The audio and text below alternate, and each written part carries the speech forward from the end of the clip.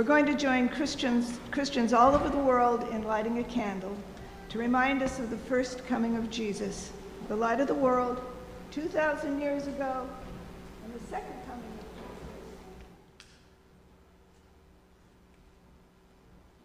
Jesus. Jesus Christ is the light of the world. From Matthew 2, 1-12. Now after Jesus was born in Bethlehem of Judea in the days of Herod the king, behold, wise men from the east came to Jerusalem, saying, "Where is he who's been born King of the Jews? For we saw his star when it rose and have come to worship him." When Herod the king heard this, he was troubled, and all Jerusalem with him. And assembling all the chief priests and scribes of the people, he inquired of them where the Christ, the Messiah, was to be born.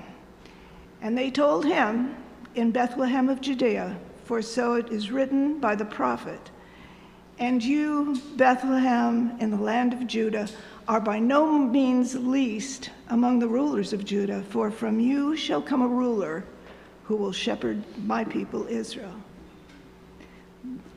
Then Herod summoned the wise men secretly and ascertained from them what time the star had appeared.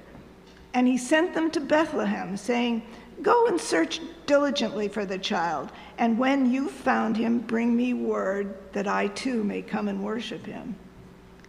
After listening to the king, they went on their way. And behold, the star that they had seen when it rose went before them until it came to rest over the place where the child was.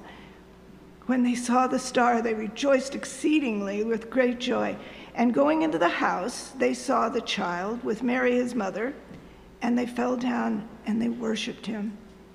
Then opening their treasures, they offered him gifts, gold, frankincense, and myrrh.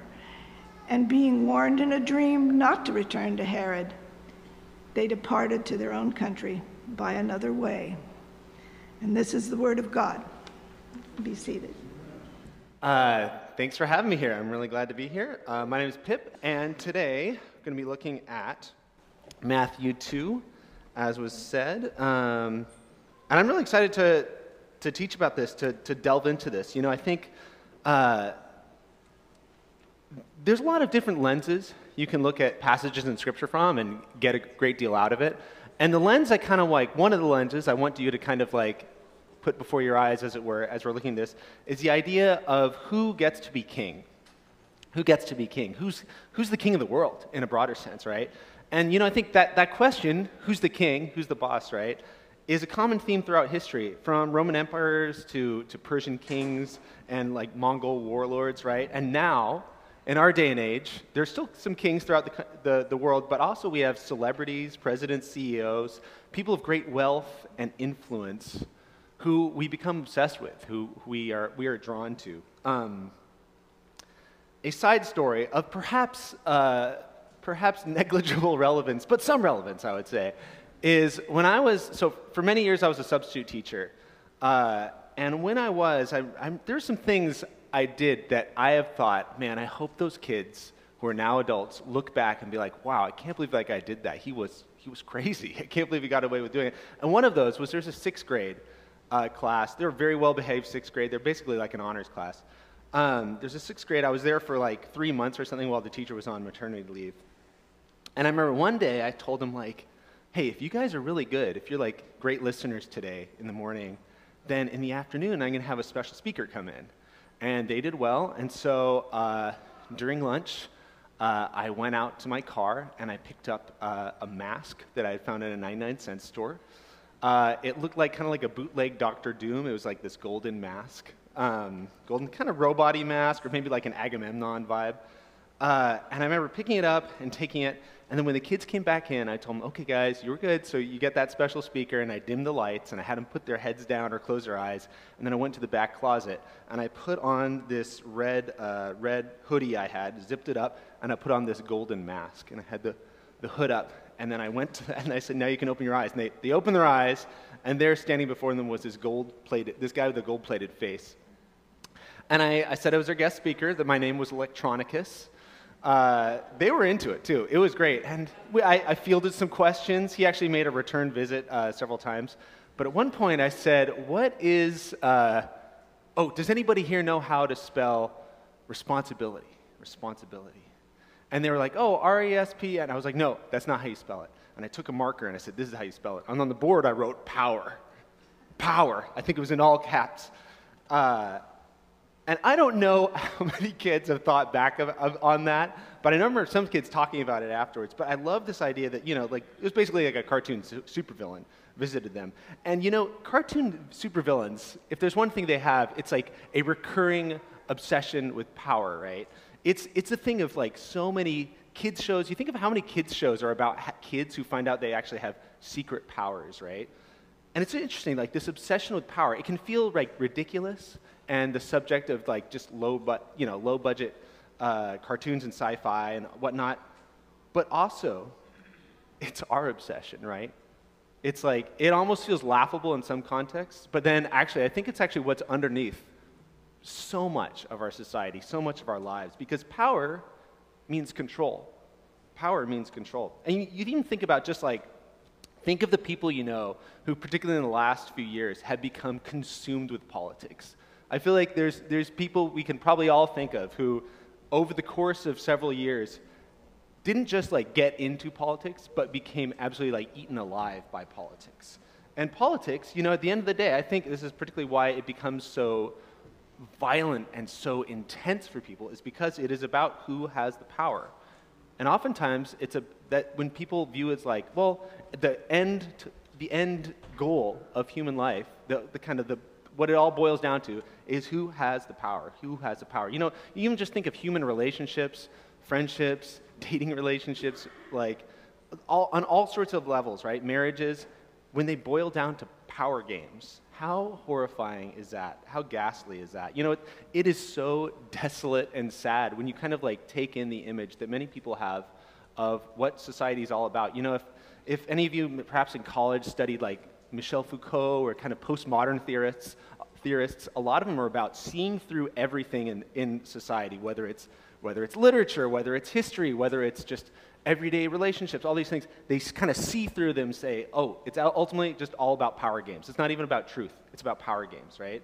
And what a nightmare that is to think about. I think of that James Joyce quote that history is a nightmare that he's trying to wake up from. And indeed, if that's what the world is about ultimately, it's terrifying. It's terrifying. And it's strange too. In human beings, we have this weird kind of binary within us. On the one hand, we claim we don't like kings, right? And we're kind of obsessed with like our own autonomy and being in control and functioning like kings of ourselves, right? But on the other hand, we're drawn to leaders. We kind of turn to authoritarian leaders oftentimes who promise us safety and a place to belong. And I think I would posit that there's a recurring theme through the ages, throughout all societies, right? The recurring theme is the question of who has the power, who will keep me safe, and underneath that, who gets to be God? Who gets to be God? And actually, this question goes back to the Garden of Eden, right? For it was there that God made humans good and made them rulers under His good rule of creation.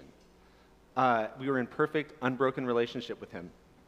And yet then, we tried to be kings of ourselves, gods, as it were, right? And wound up enslaved. Because underneath sin, any sin, is really an attempt to usurp God's rule.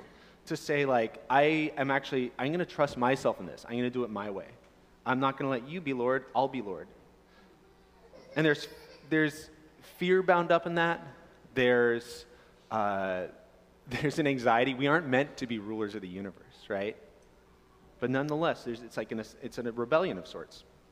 And so here we are now, in a fallen world where we both crave and despise authority and power. We have people ruling over us. We hate them, and yet we also crave people to rule over us. You think about authoritarian movements throughout history, right? Authoritarians don't rise without masses who kind of lift them up and support them. They don't just rise in a vacuum, right? And you even just think about attempts that have been made throughout history to have like societies where there are no kings and it's completely egalitarian, there's no leaders. And oftentimes those societies or those movements kind of fizzle out or fragment, or leaders rise nonetheless and scary leaders, right? Like Stalin. That was supposed to be a leaderless movement, as it were, in the sense of like truly egalitarian, everybody's on the same page. And it turned into like horrifically oppressive regime. And even when there are virtuous rulers who who try to rule with humility and wisdom and justice, they still make mistakes and sin. And no matter what, they still die, right? They still die. They're mortal. In the Old Testament, it's so interesting. You see like these sequences of kings. There'll be kings who like seek the Lord despite their flaws. They like are seeking the Lord and seeking to do what honors Him. And it's like, okay, we're great, like a good king, right? And then you read it in the chronology, and then after that, a king arises, like that king's son, who like disregards all that and just sets up a bunch of idols, and just Israel continues to further go down the tubes. The truth is, we cannot heal ourselves, nor are we equipped to be kings of the universe. And so we're in a mess. We're in a bind, right? Because we need the king to save us, the original king, the true king, the only king who was able to do so. And there's so many things in this text, but I want you to have this in mind as we're thinking about like who is king. And there's two kings in particular I want to point out: King Herod, obviously, King Jesus, right? And observe, what is Herod the king's reaction to Jesus? What is the Magi's reaction to Jesus? And I think something that's implied in the larger narrative is God's reaction to us. God's reaction to us. So the setting here, right in verse 1, right? We're at a time when Rome is ruling over Judea. Rome's like the latest in a succession over the centuries of pagan rulers since the fall of Jerusalem about 500 years ago, prior to this. The Jewish people have been longing for a Messiah for centuries. And there have been some, like, around this time, there are, like, alleged messiahs who have risen up and inevitably failed or been crushed and died. So this is a time when the concept of kingship, of rulership, that's a fraught topic. It is loaded. It is really heavy. And Matthew 1 tells us, right, it establishes that this child to be born is the rightful heir, the rightful ruler, rightful heir of David's throne. So chapter 1 shows us that Jesus deserves royal honor, and then in chapter 2 is going to show that he receives royal honor, and it's specifically here it's going to be talking about him receiving it from Gentiles, from actually people you would not expect to be giving it, though there are whispers and hints and prophecies in the Old Testament pointing to this reality. It's still, you think of it in context, it's kind of shocking, and we'll talk more about that. So here it seems, time-wise, okay, so Jesus was born prior to Herod's death, and Herod's death is estimated around 4 BC. That's when scholars seem to generally agree on. There's a little bit of contention on it, but he ruled from around 37 BC through 4 BC. He died around 68 years of age. He ruled Judea, and by all accounts, he was a scary king bent on power. Rome actually appointed him king of the Jews, which is fascinating, because our conscious king of the Jews is like, oh, Jesus, of course. But at this time, Herod was actually, that title would be applied to him. And extra biblical accounts like Josephus, they tell us things about Herod, which you realize that, when you talk about politicians being corrupt and stuff, you kind of realize when you look historically and at people like him, you realize, well, by historical standards, we have it easy because we haven't had a president who, while in power, executed his wife, his brother-in-law, and his 3 sons, right? And all of things which Herod apparently did. And he actually apparently had one of his sons executed 5 days before Herod's own death. Brutal, absolutely brutal. He had a bunch of building projects too, including like elaborate work that was done on the Second Temple. But it's so interesting, like he had all this power, he did all this stuff, but now, what do we know him by? Outside of, historians who would have been aware, like, in some kind of niche records who would have probably known of him anyway, the reason anybody knows of him broadly now is because of his connection with the child born in the manger. Not because of his building projects or his actions as king, but because of the child born in the manger. And Herod's dead, right? All kings die, except one. So, if you know knowing a little bit about Herod, right here, when he shows interest in a child being born who's potentially king, that's no surprise, but also it should be like raise flags, like be alarmed. Like this is not going to be good news for the king because this king is a potential rival, and we know what Herod does with rivals. He tries to dispatch them. So verse 3, I think, is very interesting. Herod, it says, when Herod the king heard this, he was troubled, and all Jerusalem with him. So given all that context, I think we know why Herod is troubled, right? But I think it's interesting that why is Jerusalem troubled? Why is Jerusalem troubled? Because isn't this what they're longing for, a Messiah to be born?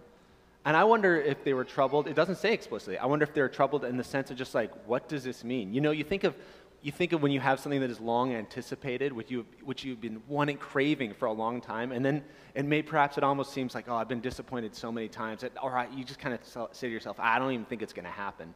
And then some signs appear that, oh, I think it's actually going to happen. And you know, it's strange because it's a thing we crave, but at the same time we're kind of like, this feels kind of troubling. And I wonder if that's what's going on here. And so Herod assembles all the chief priests and scribes to inquire when the Messiah would be born. And there's a specific prophecy from Micah 5:2.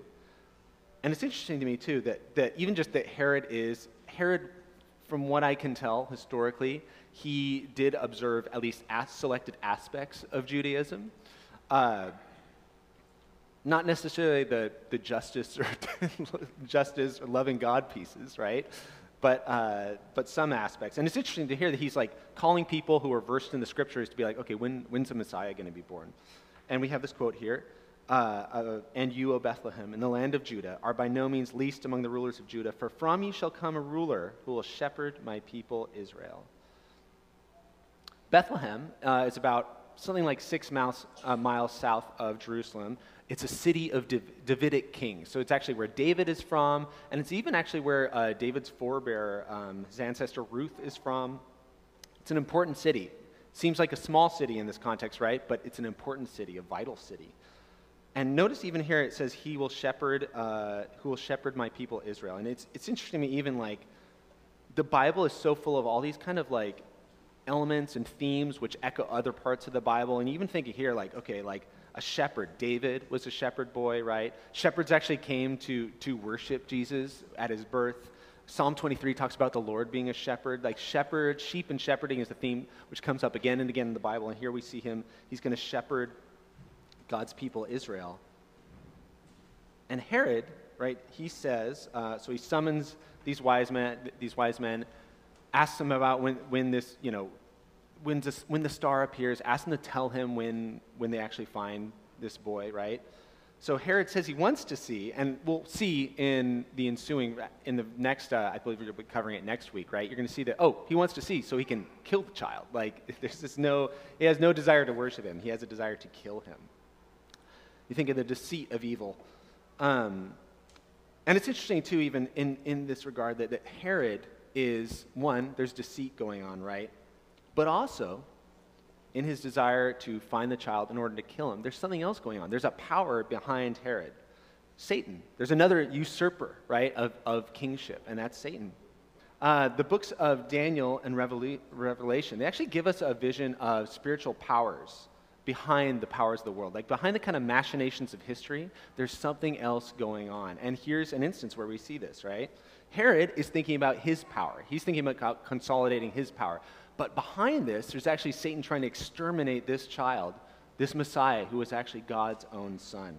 So, you know what's interesting in particular is Revelation 12. In Revelation 12, it specifically speaks of a dragon, a demonic figure, a satanic figure, trying to devour a male child that's born to be ruler as soon as he is born. And seems like such a clear connection between this and actually what happened at Jesus' birth, that right at Jesus' birth, immediately Satan is trying to destroy this child. But thankfully, Herod's plan is thwarted because the Magi do not tell him where the child is. And good place for us to stop and pause and consider, like, who are the Magi? Who are these wise men? So different translations say, some translations say wise men, some translations say Magi. I think there's even some translations which say, like, astrologers, right? But the actual word in general, there's like a lot of associations with it, right?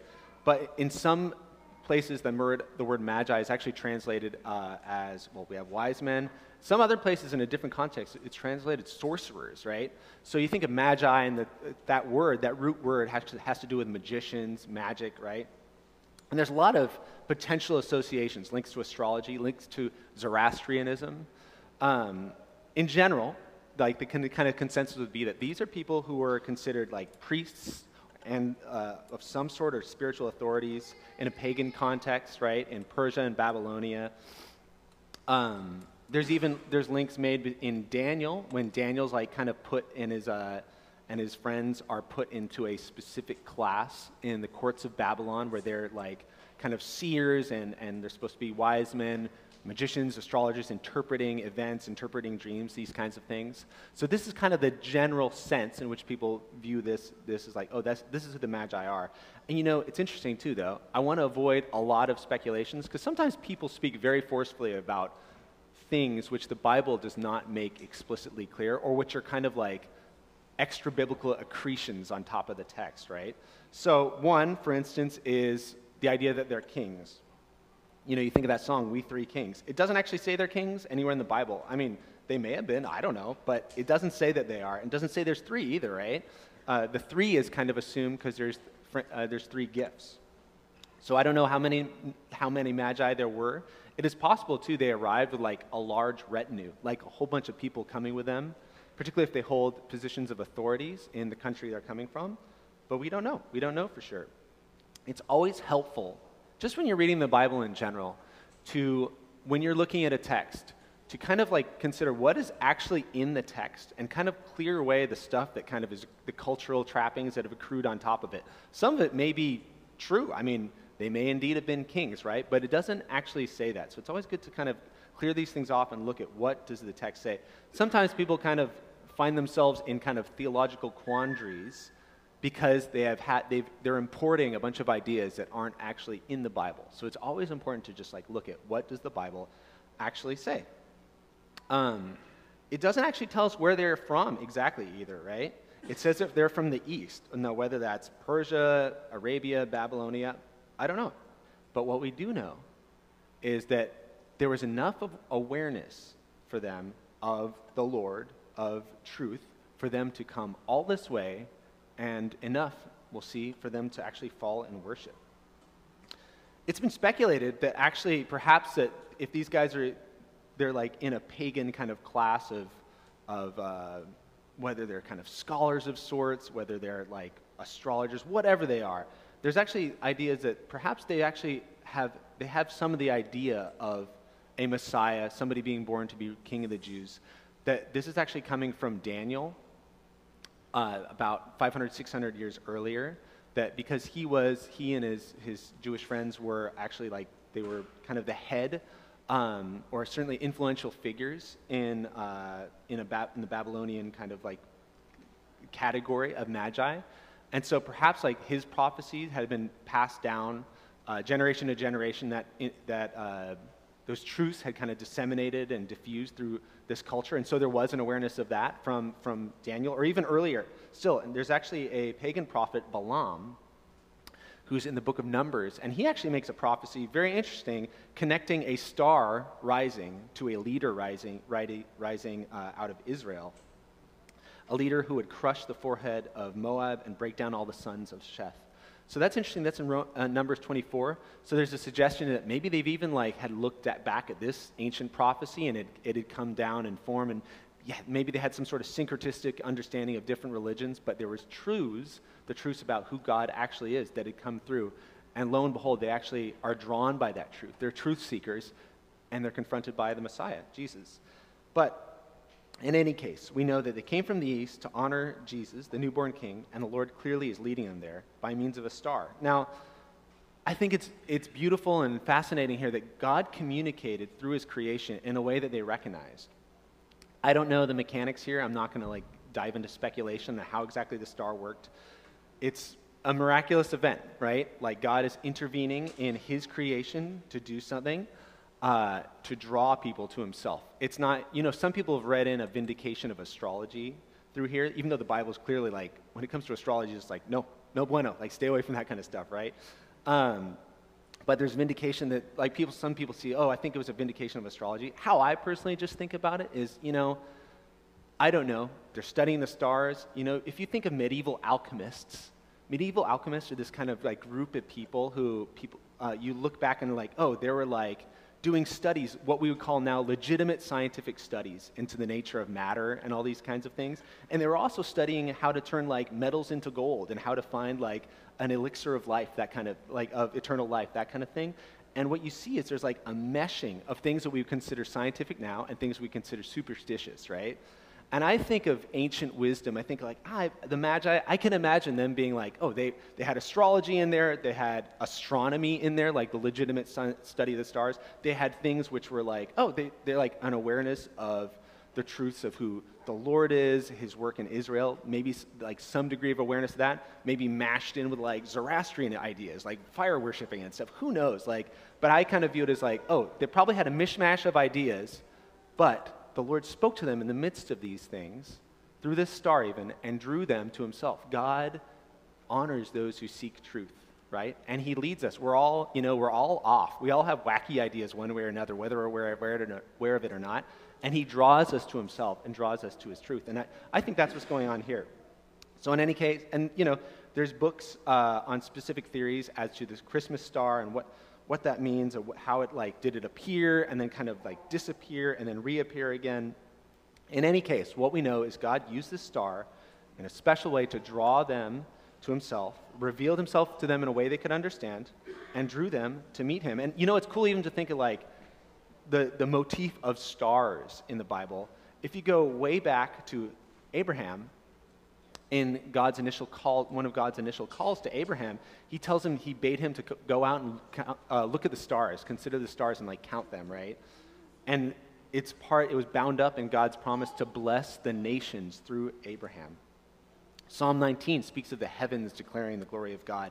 And what's so cool is God's promise to bless the nations through Abraham.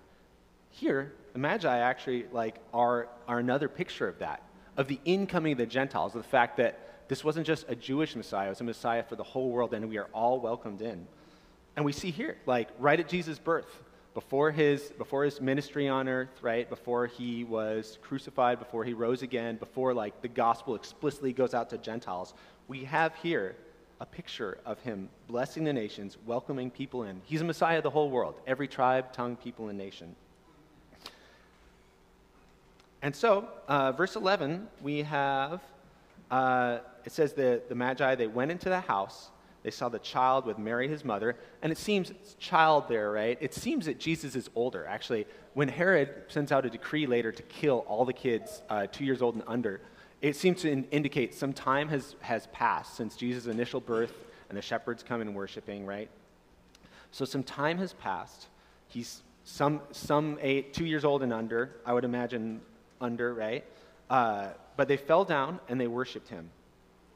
Then opening their treasures, they offered him gifts, gold and frankincense and myrrh. And so let's talk about those three things quickly. Gold.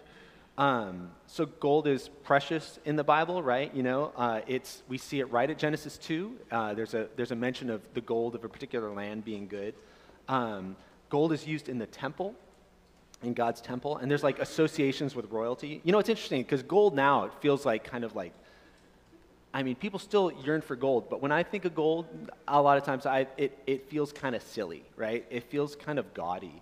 You think of a gold-plated iPhone, or I think of Vegas hotels with faux gold all over it, right? Or you think of gold as this kind of just shorthand word, kind of cheap shorthand word for luxury.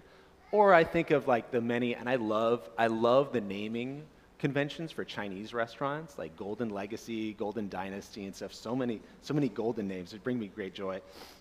So gold then, right, is not gaudy the way it is now. And you even think about if you're living in kind of a grimy world, right? More connections to the earth, right? More time in nature, kind of less of a built-up world. Though Rome was certainly built up, but less of a built-up world where we're surrounded by everything we're surrounded by is man-made, artificial, right? But if you think of living in kind of more like a dusty world, mud, right? Grit, and then you're beckoned into a place where you see the glitter of gold. It would be incredible, right?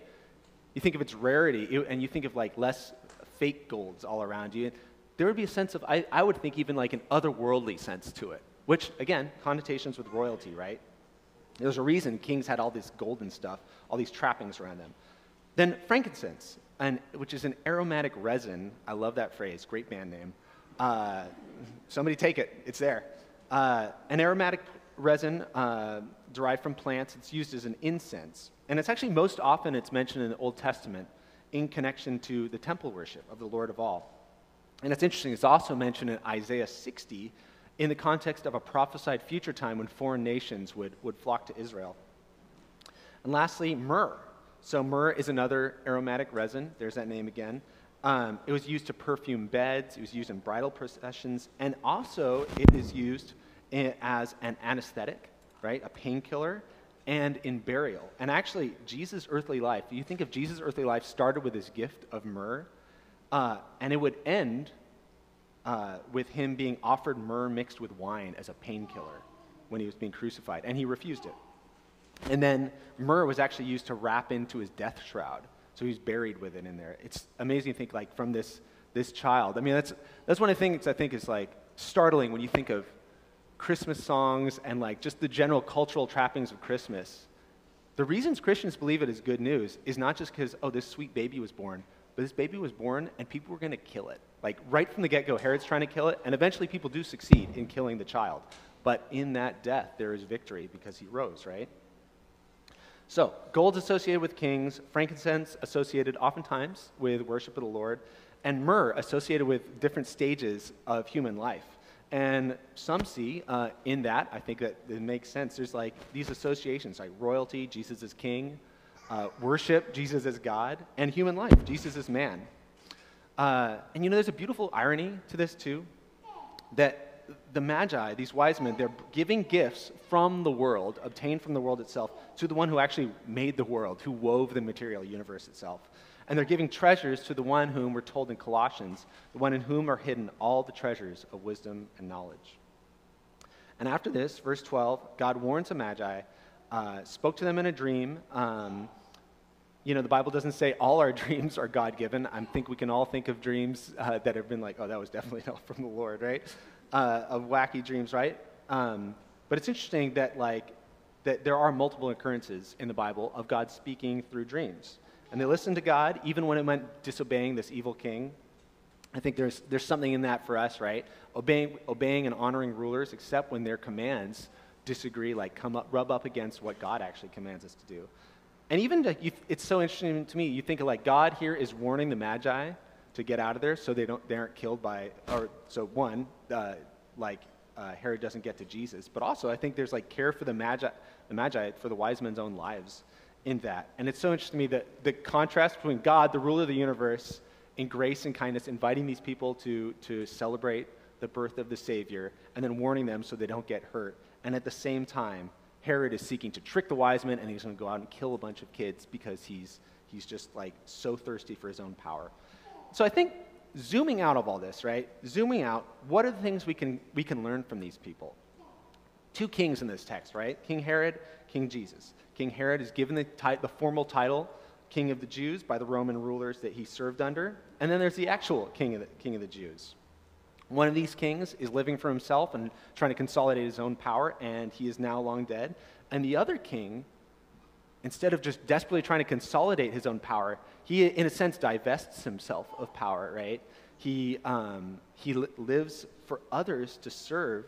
He dies for his people, and now he's alive forevermore and has all power in his hands. And what's more, you know, I think the mind-blowing thing is we number history by him. This is 2023 AD. AD is Anno Domini, the year of the Lord. And now people will say BCE, CE, Common Era. But it's the same thing. We're numbering by Jesus, the approximate time of Jesus' birth. This earthly king, Herod, in the end, he tried to be a king in control of things, but in the end, he's a tool, right? In, I guess, multiple meanings of the word, right? He's a slave. And there's only one true and lasting king. Everything in this narrative is pointing us to the one whom it is all about, King Jesus. And think about what the text tells us about this kind of king. And think about what it tells us right now for today. So Jesus, right, he's not a mere mortal king scrambling to claim a throne through subterfuge and violence and power games. He is God in the flesh, fully God, fully man. And there's a shock in that. You know, I think the danger of growing up, of living in the West, where we're kind of we hear Christmas carols over and over, and we live in a society in which we think we know the Christian story, is we actually get kind of like dulled to the shock of the incarnation, the shock of God coming into the world to be killed by his own creatures and to rise again, to save them. You know, it's like one thing to hear a story, and it's another to be dazzled by like the height and the depth of what it reveals, to actually see it for what it is, and its cosmic significance, and its significance for our lives today. I think we need to try to, in essence, like defamiliarize ourselves to an extent with the Christmas story and see it again with fresh eyes and be like, this is shocking, absolutely shocking.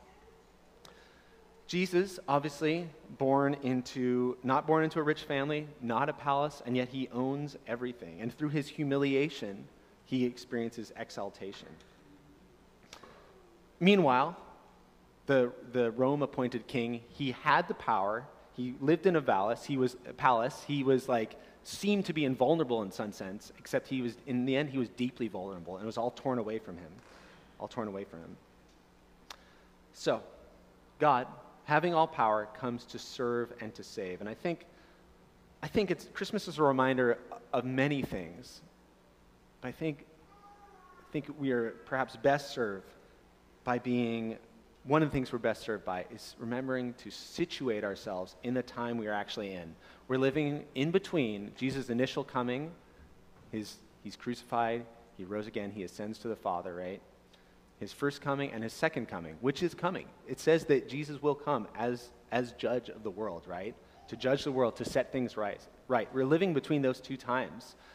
And it can be easy to get, again, dulled by the world and just kind of like overwhelmed by the everyday problems of life, the vicissitudes of life, even just the pleasures of life, and kind of focus on our own little lives. But we live in the midst of this great story, and it's a good story. It's a good story. You know, we've looked at Herod's reaction, we've looked at the Magi's reaction, and then just think about, what is my personal reaction? What is our reaction, right? How do we react to the good news? Around this time of year, we hear a lot of like watered down Christmas messages, like as if Jesus, the point that he came for is just to tell everybody to be nice. But that's not true. That's not true, right? Jesus actually said, do you think that I have come to give peace on earth? No, I tell you, but rather division.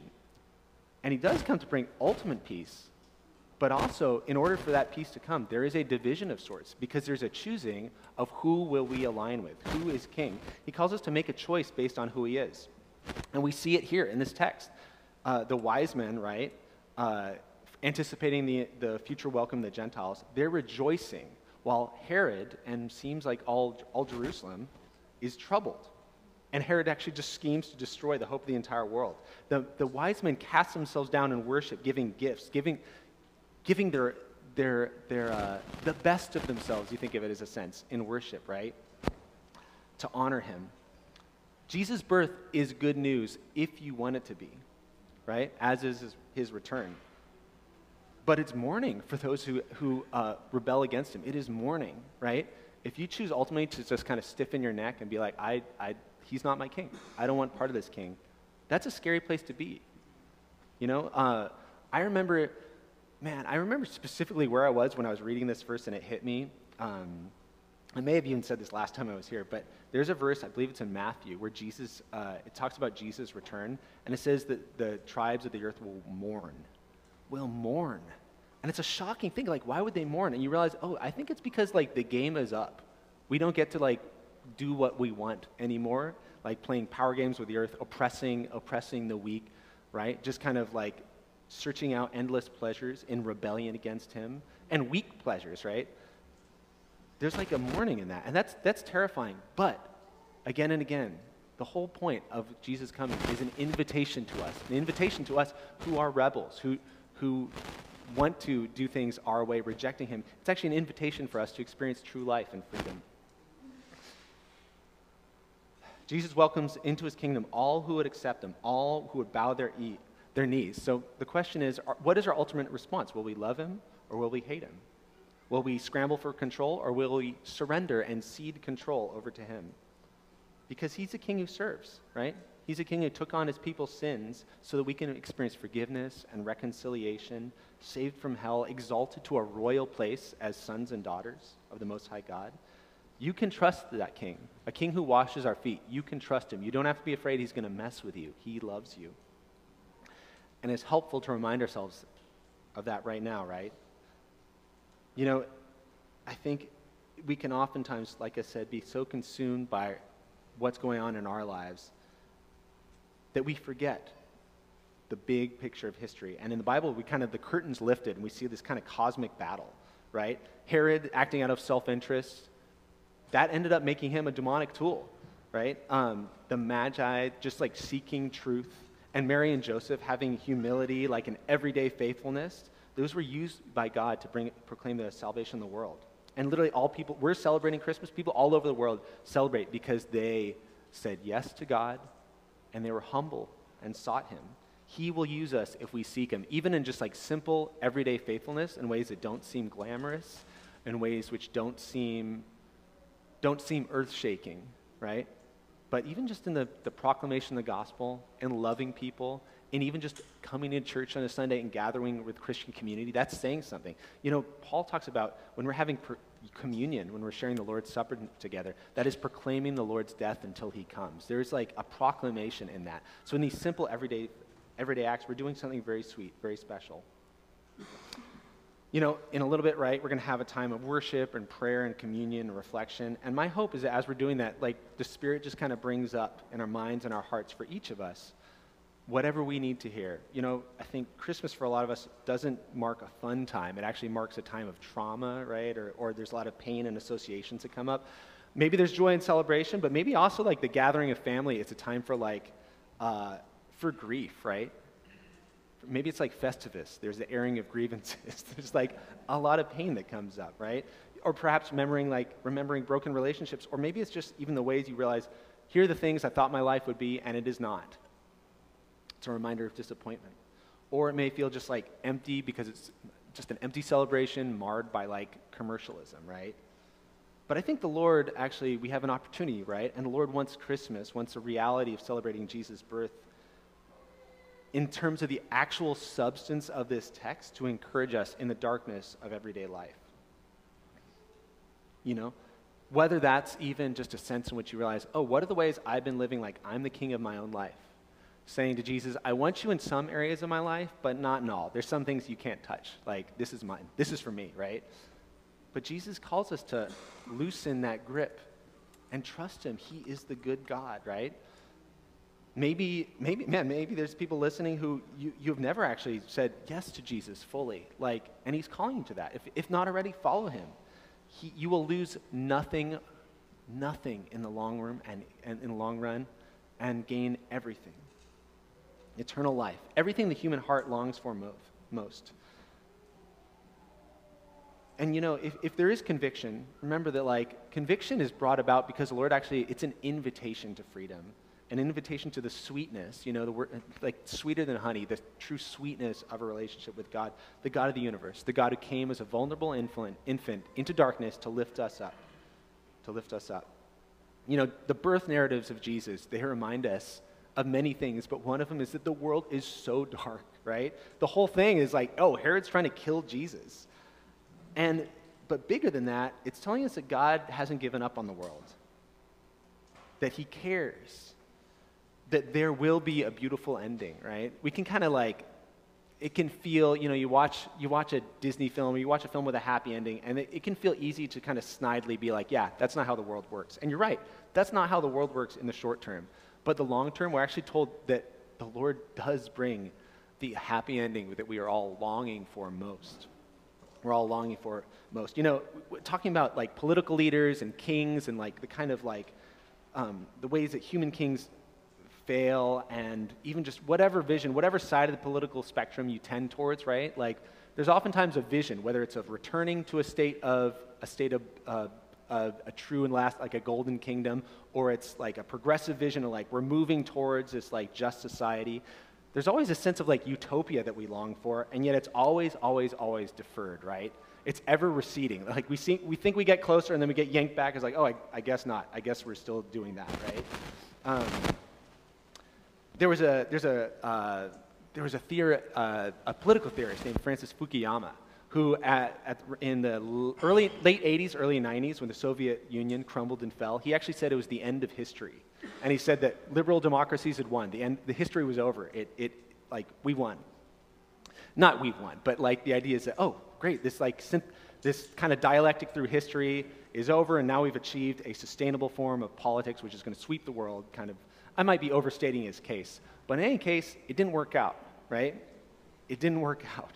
And I actually have a buddy who met this guy, Fukuyama, at he was invited to a dinner, a dinner or a talk or something, and he was sitting, I believe he went up, I think he was at the same table, or he went up to him, and he's like, yeah, that didn't really work out for you so much, did it? And my friend was not invited back to any of those events, needless to say. But the image of utopia is always receding, and it's always like, we'll eventually get there, eventually. And so it has been for all of human history, that eventually we'll get there, right? But we're not going to get there because we're flawed, because the problem isn't just out there, it's in here. But it's found in Jesus, because he's a good king over all history. Because he lives. There's that song from the 50s or 60s, that classic song that says, because he lives, right? Talks about the hope we have because he lives. So this is a reminder for those who say yes to the king, that death and sadness and pain, they don't have the last word. And a reminder that we are welcomed into a true and lasting family. You know, it's like we're used to being a rebel army, and now the God who we were opposed to is saying, all is forgiven, the doors are open, come, be healed. Come, be healed. And may our models in our lives be those who are faithful in the midst of their lives. Think of Mary's humility, Joseph's obedience, the everyday people who encountered Jesus and trusted him, the wise men who sought truth with humility and are culminating in an act of worship, but who sought truth and used their riches, their earthly goods, to honor our King. I'm going to pray.